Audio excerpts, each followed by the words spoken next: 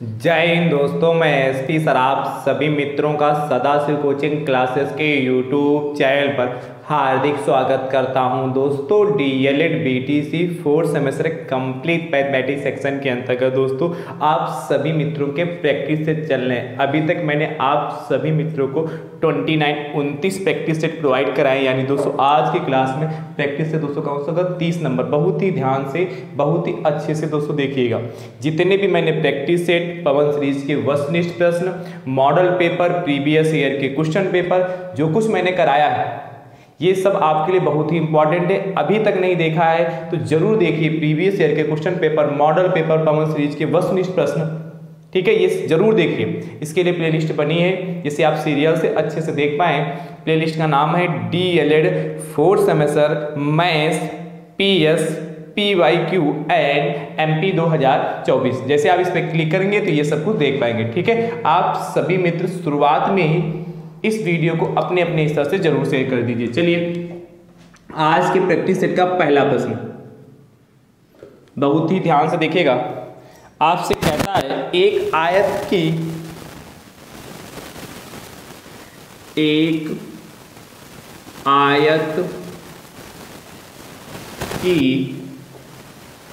लंबाई, एक आयत की लंबाई उसकी चौड़ाई से 5 सेंटीमीटर अधिक है। उसकी चौड़ाई से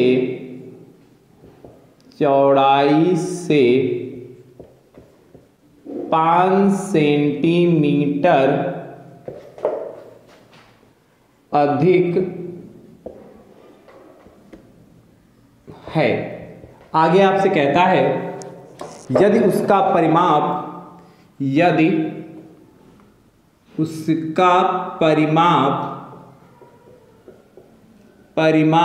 26 सेंटीमीटर हो, 26 सेंटीमीटर हो तो आयत की लंबाई ज्ञात कीजिए। हो तो आयत की लंबाई ज्ञात कीजिए।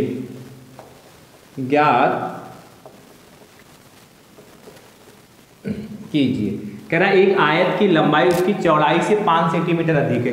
जो एक आयत है उसकी जो लंबाई है चौड़ाई से 5 सेंटीमीटर अधिक कह रहा है, और उसका परिमाप दिया आपको, आयत की लंबाई पूछा है। तो कह रहा है जो लंबाई चौड़ाई से 5 सेंटीमीटर अधिक है, तो क्या करोगे, माना कौन अधिक है, लंबाई, इसलिए चौड़ाई को मानेंगे। माना आयत की चौड़ाई, वो चौड़ाई को b से लिखते हैं, width equal to x centimetre. तो भैया बताइए आयत की लंबाई कितनी हो जाएगी। आयत की लंबाई, इसको L से लिखते हैं, L बराबर कितना हो जाएगा, x प्लस 5 सेंटीमीटर। ये समझ पाया x प्लस 5 सेंटीमीटर कैसे हुआ, क्योंकि प्रश्न में ही कह रहा है एक आयत की लंबाई उसकी चौड़ाई से 5 सेंटीमीटर अधिक। लंबाई उसकी चौड़ाई से 5 सेंटीमीटर अधिक, इससे मैं कहूं एक आयत की जो चौड़ाई है 10 सेंटीमीटर है और उसकी लंबाई चौड़ाई से 5 सेंटीमीटर अधिक है, तो कैसे पता चलेगा, 10 में 5 ऐड करो तभी तो 15 होगा। इसी प्रकार आयत की चौड़ाई x सेंटीमीटर है तो 5 सेंटीमीटर अधिक का, इसलिए x प्लस 5 सेंटीमीटर है। और क्या दिया है कि आपको आयत का परिमाप दिया है, आयत का परिमाप बराबर 26 सेंटीमीटर, ठीक है। तो आयत के परिमाप का फॉर्मूला क्या होता है, आयत का परिमाप बराबर 2 ब्रैकेट में L प्लस B होता है, ठीक है। परिमाप कितना आपका 26 है, 26 बराबर 2 ब्रैकेट में L कितना आपका x और B कितना, नहीं L है x प्लस 5 और B कितना आपका x हो गया। ये समझ पाए आयत का परिमाप यही तो होता है, 2 ब्रैकेट में L प्लस B, L क्या लंबाई, B चौड़ाई हो गया। अब 2 को उठा के इसके बटे में लाए तो 26/2 बराबर देखिए x प्लस 5 प्लस x बचा जाके, ठीक है।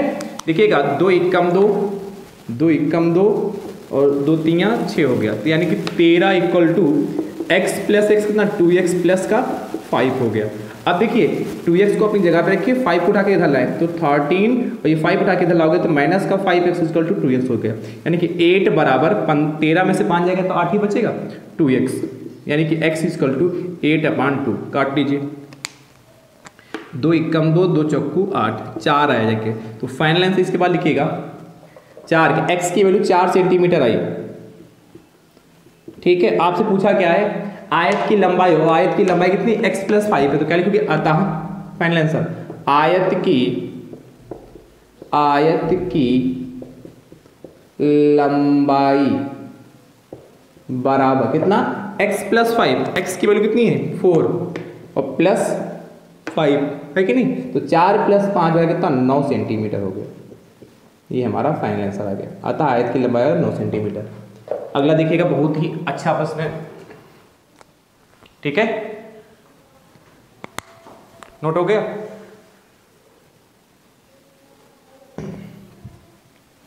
अगला दूसरा आपसे कह रहा है एक आयत की जो लंबाई उसकी चौड़ाई से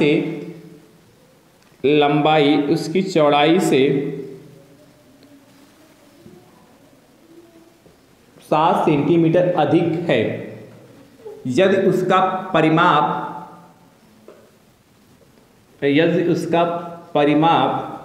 आपसे कह रहा है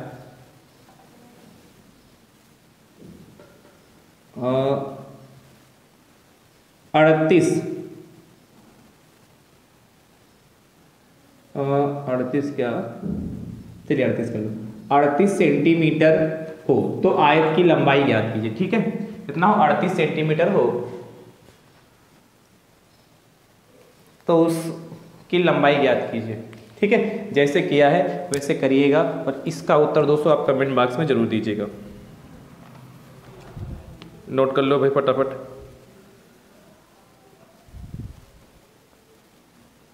हो गया,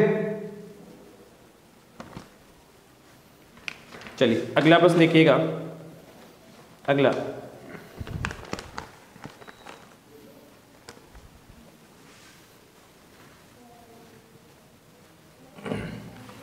इसको रख करने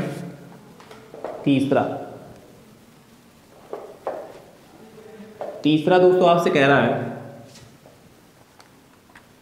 तीसरा प्रश्न 0.0005331 का वर्गमूल ज्ञात कीजिए। वर्गमूल ज्ञात कीजिए। अब इसमें सिर्फ कह रहा है वर्गमूल ज्ञात कीजिए, जिस विधि से जाओ उस विधि से आप इसका वर्गमूल निकाल सकते हैं। देखिएगा कैसे करेंगे इसको। सबसे पहले आपके पास क्या दिया 0.0005331 का वर्गमूल मतलब क्या ऐसे लिखें या इस तरीके से स्क्वायर रूल लगाना है। 0.0005331 तो चाहे गुणनखंड विधि से ज्ञात करो चाहे भाग विधि से ज्ञात करो। बताइए मैं जो विधि यूज कर रहा हूँ ये कौन सी विधि है, ये आपको कमेंट बॉक्स में बतानी है। अब देखिए आप क्या करेंगे, पीछे से पेयर बनाते ही तो याद है, ये पीछे से इस तरीके से आप पेयर बना लेंगे। ठीक है, अच्छा पॉइंट है इसके, ये वाला जीरो का कोई महत्व नहीं है। ठीक है, ये सिर्फ शोभा बढ़ाता है। इस जीरो को यहाँ पर लिख लेते हैं, पॉइंट लगा लेते हैं। अब देखिए यहाँ 2 जीरो है तो जब 0 पर लगाएंगे तो 0 हो जाएगा, तो इस जीरो को ऐसे नोट कर लेंगे। फिर क्या 0.5 है, अब इसमें लगाएंगे, कितनी बार लगेगा ये 2 बार, 2 दूना 4, तो ये 2 यहाँ पर आ गया, 2 2 4 हो गया, यहाँ से 5 में से 1 जाएगा, 5 में से 4 जाएगा 1 और 33 एक साथ नोट कर लोगे। अब 3 बार ज़्यादा हो जाएगा, 3 चक्कू 12, 4 चक्कू 16, चलाए 4 चक्कू 16 ज़्यादा हो जाएगा ना, और 3 3 9 और 3 चक्कू 12 तभी ज़्यादा हो जाएगा, 2 ही बार लगेगा ना, तो 2 दूना 4 और 2 चक्कू 8 होगा 84। घटाइए इसमें से, तो यहाँ से 80 लेंगे तो 13, यहाँ से 80 लिखाएगा 1 और 13 और 13 4 गया 9, यहाँ चलेगा कितना 12 में से 8 गया 4, 12 में से 8 गया 4, 49 होता देखें। और यदि हम 3 बार लगाते तो 3 3 9 हो जाता, और 3 चक्कू 12, तो 3 बार भी लग जाएगा ना। हाँ 3 बार लगा लो, 2 नहीं, यहाँ 3 होगा, 4 ज़्यादा होगा ना। देखिए 3 3 9 हो गया देखिए, और 3 चक्कू 12, 129। ठीक है, तो घटाइए यहाँ से 13 है ना, यहाँ से चलेंगे 13, और 13 में से 9 हो गया 4, और यहाँ तो कुछ नहीं बचेगा, और ये हो जाएगा हमारा कहाँ पर, नहीं यहाँ पर 2 है ये, ठीक, यहाँ पर 3 है, और ये 6 1 हो गया। यहाँ ऐड कर लीजिए, 3 3 6 हो गया, तो ये 4 हो गया, एक बार लगेगा, तो 461 एकम 461 होगा। ये तो हमारा पूर्णतः कट गया, सिंपल सा देखो होगा कि नहीं। तो क्या 0.00053361 का वर्गमूल कितना, 0.0231, कितना आसान है, ये आ गया। अच्छा चाहो तो इसको प्लस माइनस भी ले सकते हो, क्योंकि वर्गमूल है ना, तो प्लस माइनस दोनों आता ना, तो आप प्लस माइनस भी लगा कर लिख सकते हैं। अगला देखिएगा, अगला बहुत ही ध्यान से कह रहा है, तीसरे के बाद चौथा, बहुत ही आसान प्रश्न है।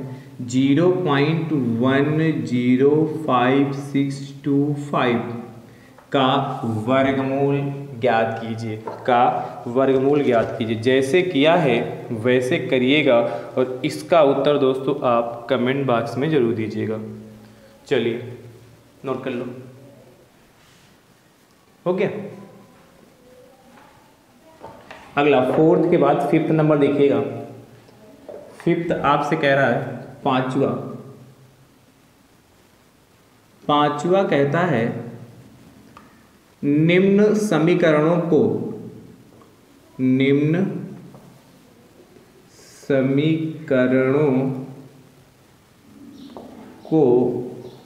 हल कीजिए। आपको मैंने 2 विधियां बताई हल करने की, एक विलोपन विधि, एक प्रतिस्थापन विधि। इसमें कह रहा है सिर्फ हल करने के लिए कह रहा है, तो जो विधि आपको आसान लगे उस विधि से आप हल कर लीजिए। समीकरण का x + y = 7, दूसरी है 2x - y = 8। ठीक, इन 2 समीकरण दे रखे, इनको हमें क्या करना है, हल करना है। तो देखिएगा कैसे हल करेंगे, बहुत ही आसान है। अब देखिए सॉल्यूशन में आप दोबारा नोट करोगे, x + y = 7 इक्वेशन नंबर 1 बनाओगे, और 2x - y = 8 इक्वेशन नंबर 2। मैंने समीकरण को सॉल्व करने का तरीका क्या बताया कि जो भी वेरिएबल दे रखे हैं, यहाँ x है और y है, x y वेरिएबल दे रखे हैं। अब x y वेरिएबल के आप कोफिशिएंट देखते हैं, क्या कोई समान मिल रहे हैं। यदि समान मिल जाएंगे तो बहुत अच्छी बात है, नहीं मिलते हैं तो उन्हें हम क्या करते हैं, समान बनाते हैं। तो देखिएगा यहाँ x का गुणांक यहाँ 1 है, यहाँ x का गुणांक 2, तो समान तो नहीं है। नेक्स्ट करते हैं यहाँ y का गुणांक यदि हम चिन्ह ना देखें तो 1 है, यहाँ भी y का गुणांक 1 है। अब देखिए यहाँ प्लस यहाँ माइनस, तो जब अपोजिट साइन मिल जाएंगे, पहली बात तो गुणांक समान है, दूसरी बात क्या, अपोजिट साइन मिलते हैं तो ऐसी कंडीशन में समीकरण को जोड़ देते हैं। तो समीकरण 1 तथा समीकरण 2 को जोड़ने पर तो जब हम जोड़ेंगे तो LHS को LHS में, RHS को RHS में, x + y और प्लस का 2x माइनस का y बराबर 7 + 8। तो देखिएगा ये प्लस का y इधर है और माइनस का y इधर कैंसिल हो गया। x + 2x बराबर 7 8 15 हो गया, यानी कि x + 2x बराबर 3x बराबर 15। तो x बराबर 15/3। ठीक है, तो 3 एकम 3 और 3 बचे 15, तो x की वैल्यू 5 आई। जो यह x की वैल्यू 5 आई, यह वैल्यू चाहे उठाकर समीकरण 1 में रखो चाहे 2 में रखो, तो समीकरण 1 से या समीकरण 1 में x का मान रखने पर ऐसे भी लिख सकते हो। इसके बाद इधर तो क्या है, x की वैल्यू 5 आई, तो 5 + y बराबर 7, यानी कि y बराबर 7, 5 को उठा के उधर ले जाओगे तो -5 हो जाएगा, तो y बराबर आपका 2 आया। तो y की वैल्यू कितनी 2 आई। तो फाइनल आंसर में क्या लिखोगे, अतः x बराबर कितना 5 और y बराबर 2। ये हमारा क्या आंसर आ गया। नेक्स्ट 5th के बाद 6 नंबर, छठा प्रश्न आपसे कहता है, जब करें इसको, निम्न समीकरणों को हल कीजिए। 5x plus Y equal to 8x 5x plus का 6y इक्वल टू 3, ठीक है। 5x प्लस का 6y इक्वल टू 3 को हल कीजिए, ठीक है। इन दोनों इक्वेशन को सॉल्व करके आपको x और y का मान बताना है, ठीक है। को x तथा y का मान बताना है, नोट करिए। अगला प्रश्न देखिएगा, 6 के बाद 7th, 7वां प्रश्न दोस्तों आपसे कह रहा 7th नंबर, बहुत ही शानदार। 16 की घात 0.16 इंटू 16 की घात 0.04 इंटू 2 की घात 0.2 को सरल कीजिए, को सरल कीजिए। अब देखिए हमें इसको क्या करना है, सॉल्व करना है, सरल करना है, मतलब सिंपलीफाई करना है। तो ध्यान से देखिएगा कैसे इसको हम सॉल्व करेंगे। आपसे कह रहा है क्या, 16 की पावर 0.16 है इंटू, फिर क्या कह रहा है 16 की पावर 0.04 इंटू 2 की पावर 0.2 हो गया। देखिएगा 16 को लिख सकते हैं 2 की पावर 4 और की पावर कितना 0.16, कोई दिक्कत, प्लस 16 यहाँ भी लिखेंगे 2 की पावर 4, ये 0.04 चलता रहेगा इंटू 2 की पावर 0.2। तो देखिएगा 2 की पावर 4 इंटू, भाई ब्रैकेट हटाएंगे तो पावर में मल्टीप्लाई, 0.16 इंटू 2 की पावर 4, ब्रैकेट हटाने पर पावर की पावर से मल्टीप्लाई इंटू 2 की पावर 0.2 हो गया। अब देखिए 2 की घात 16 चक्कू 64, तो 0.64, 2 की बार 2 की घात 4 चक्कू 16, तो 0.16 हो गया इंटू कितना हो गया, 2 की घात 0.2 हो गया। अब आप क्या करेंगे, जब आधार समान होते हैं तो ऐसी कंडीशन में घातें हमारी जुड़ जाती हैं, ऐसी कंडीशन में हमारी क्या होती है, घातें जुड़ जाती हैं। चलिए तो घातों को हम जोड़ते हैं। तो जब हम जोड़ेंगे घातों को तो क्या पाएंगे, ध्यान से देखिएगा। देखिए यहाँ भी यहाँ भी यहाँ भी, तो आधार समान है तो घातें जुड़ जाएंगी। भाई याद होगा आपको किससे, कई बार बताया है, a की पावर m इंटू a की पावर n तब होता है a की पावर m प्लस n। आधार समान तो घातें जुड़ गई। अब यहाँ पर 3 टर्म है तो आप लिख लेंगे, तीनों को जोड़ेंगे 0.64 प्लस 0.16 प्लस 0.2। अब जोड़ लीजिए तो 2 की घात 4 और 6 10 हो गया, हासिल है 1 6 और 1 7 2 9 1 10। पॉइंट कितने अंक बाद है, 2 अंक बाद पॉइंट है। इसके आगे तो 0 लगा सकते हैं तो पॉइंट यहाँ पर आएगा, यानी कि 2 की घात 1.00 यानी कि 2 की घात 1, यानी कि आंसर कितना आएगा 2 हमारा फाइनल आंसर आ गया। चलिए नोट कर लीजिए।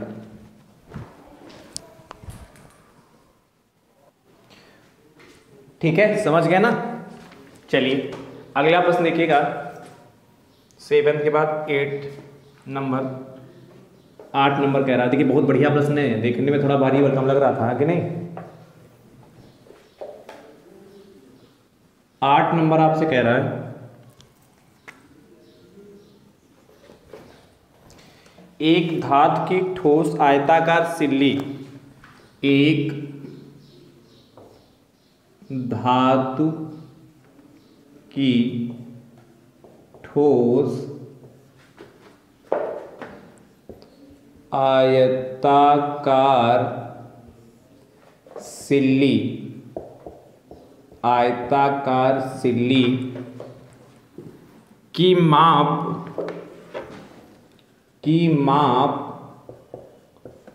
10 सेंटीमीटर गुणे 10 सेंटीमीटर गुणे 4 सेंटीमीटर गुणे 1.6 सेंटीमीटर है। इसे पिघलाकर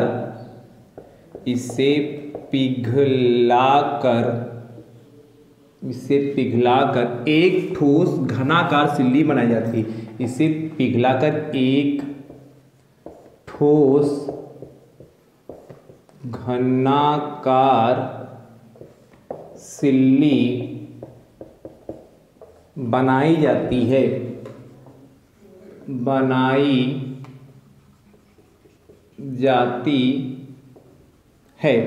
आपसे भैया कहता है नई सिल्ली की भुजा ज्ञात कीजिए।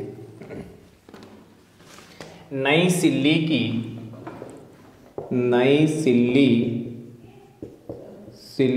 की भुजा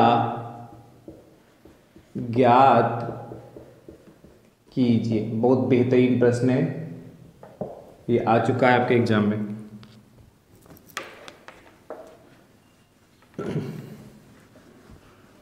देखिएगा, आपसे कह रहा है क्या, एक धातु की ठोस आयताकार सिल्ली की माप दे रखी है।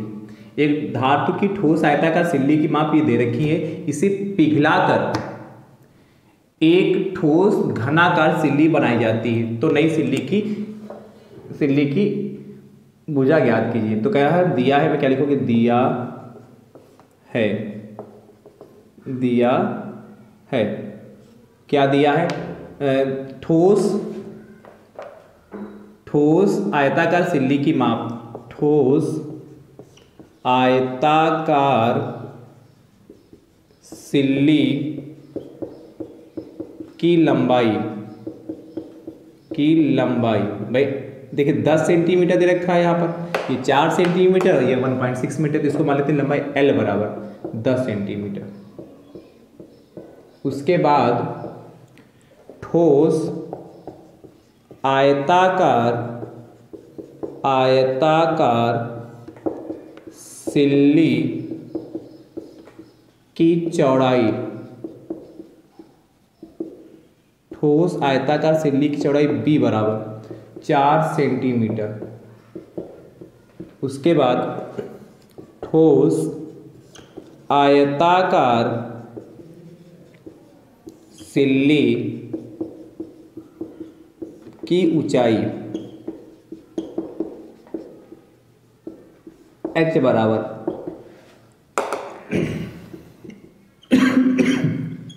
सॉरी भैया 1.6 सेंटीमीटर। प्रश्नानुसार देखिए, प्रश्न क्या कह रहा है आपसे, प्रश्न कह रहा है कि इसे पिघलाकर, जो ये ठोस आयताकार सिल्ली थी इसे पिघला दिया गया, पिघलाकर एक ठोस घनाकार सिल्ली बनाई जाती। तो मैंने आपको बता रखा है, जब भी एक आकृति को पिघलाकर दूसरी आकृति बनाई जाती है, ऐसी कंडीशन में उनके जो वॉल्यूम आयतन होते हैं वो आपस में बराबर होते हैं। यानी कि क्या हो जाएगा, ठोस घनाकार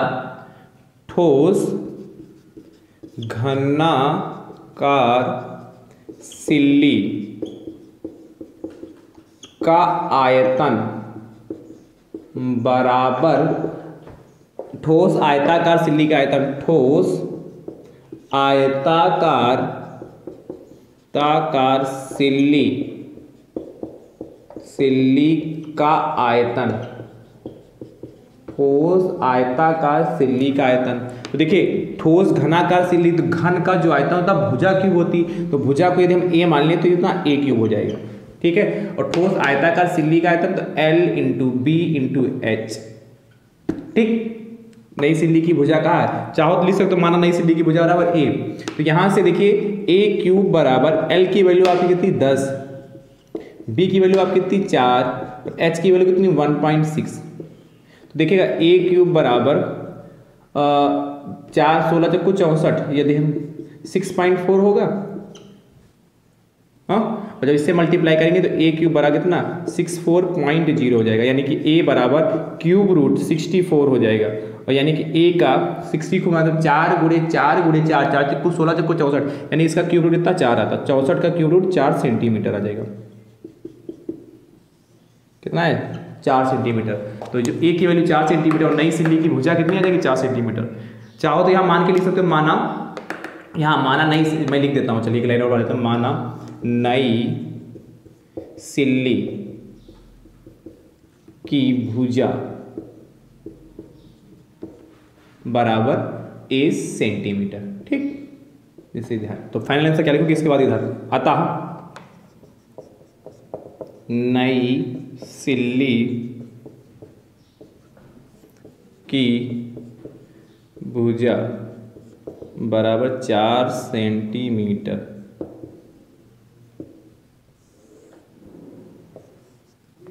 ठीक है, 4 सेंटीमीटर, ये हमारा फाइनल आंसर आ गया। ठीक, चलिए नोट कर लो। तो बढ़िया प्रश्न है, बेहतरीन प्रश्न है, नोट करो भाई फटाफट। अब हम बात करते हैं अगले प्रश्न की। रफ करें इसको। हाँ, चलिए अगला 9 नंबर देखिएगा।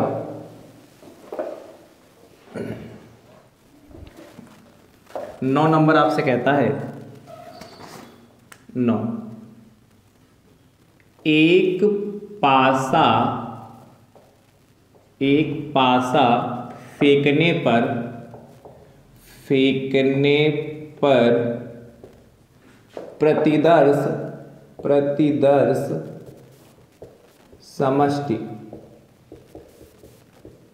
प्रतिदर्श समष्टि में अभाज्य संख्या के प्रतिदर्श समष्टि में अभाज्य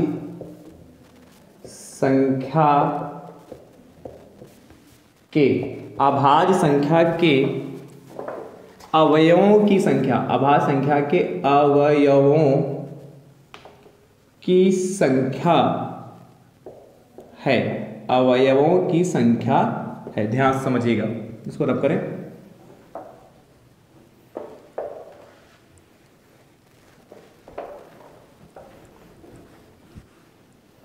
बहुत ही ध्यान से, अवयव की संख्या, ये ऑब्जेक्टिव प्रश्न है। पहला ऑप्शन, दूसरा, तीसरा एंड चौथा।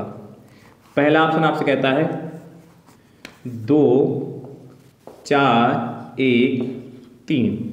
तो देखिएगा, आपसे कह रहा है क्या, एक पासा फेंकने पर प्रतिदर्श समष्टि में अभाज्य संख्या के अवयवों की संख्या होगी। तो आपको पता है कि जब एक पासे को हम उछालते हैं, फेंकते हैं, तो कुल कितनी संभावनाएं आ सकती है, क्या क्या आ सकता है, या तो 1 आएगा, या तो 2 आएगा, या तो 3 आएगा, या तो 4 आएगा, या तो 5 आएगा, या तो 6 आएगा। एक पासे पर कुल 6 अंक होते हैं। तो वही कह रहा है, एक पासा फेंकने पर प्रतिदर्श समष्टि में, मतलब जो कुल प्रतिदर्श समष्टि कितने होंगे 6 में अभाज्य संख्या के अवयवों की संख्या कितनी है। इन प्रतिदर्श समष्टि में अभाज्य संख्या के कितने अवयव होंगे ये आपको बताने हैं। तो ध्यान से देखिएगा, इस प्रतिदर्श समष्टि में अभाज्य संख्या के कितने अवयव होंगे। तो अभाज्य संख्याएं आपको सबसे पहले पता होना चाहिए। तो ऐसी संख्याएं जिनके केवल 2 गुणनखंड होते हैं, एक तो संख्या स्वयं और एक होता है। तो ठीक है, समझ पाए कि नहीं समझ पाए। तो देखिए, एक तो है, भाई बार बार बताता हूं, एक ना तो भाज्य और ना ही अभाज्य। भाज्य संख्याएं क्या होती, ऐसी संख्याएं जिनके केवल जिनके 2 से अधिक गुणनखंड होते हैं, जिनके 2 से अधिक गुणनखंड होंगे वो हमारी भाज्य संख्या कहलाएंगी, और जिनके केवल 2 गुणनखंड होंगे वो अभाज्य संख्या। तो देखिए, 2 है, यह सिर्फ 1 से डिवाइड होता है और 2 से। 3 है, 1 से डिवाइड होता है और 3 से डिवाइड होता है। 4 देखिए 1 से होगा, 2 से डिवाइड होगा और 4 से भी होगा। 5 1 से होगा, 3 से होगा। 6 1 से डिवाइड होगा, 2 से डिवाइड होगा, 3 से डिवाइड होगा और 6 से होगा। देखिए, जिनके केवल 2 गुणनखंड हो वो हमारी अभाज्य, 2 3 5, ये हमारी अभाज्य। यानी कि एक पासा फेंकने पर प्रतिदर्श समष्टि में अभाज्य संख्या के अवयवों की संख्या कितनी होगी, 3, 1 2 3। ठीक है, बात समझ पाएंगे समझ। और यदि आपसे पूछता भाज्य संख्या के कितने अवयव होंगे, चलिए मैं यहाँ चेंज कर रहा हूँ 10 नंबर। अगला प्रश्न, एक पासा फेंकने प्रतिदर्श समष्टि में भाज्य, प्रतिदर्श समष्टि में भाज्य संख्या के अवयवों की संख्या क्या है। ठीक है, यही ऑप्शन नहीं कर, ऑप्शन यही चारों रहेंगे। चलिए बताइएगा, ऑप्शन सेम है, भाज्य संख्या के कितने अवयव होंगे, मैंने तो कर दिया यहाँ पर। ठीक है, तो आज का जो प्रैक्टिस सेट आप सभी मित्रों को कैसा लगा कमेंट बॉक्स में जरूर बताइएगा। वीडियो को आप सभी मित्र अपने अपने हिस्से से जरूर शेयर करिए। ठीक है, थैंक यू सो मच दोस्तों, राधे राधे दोस्तों।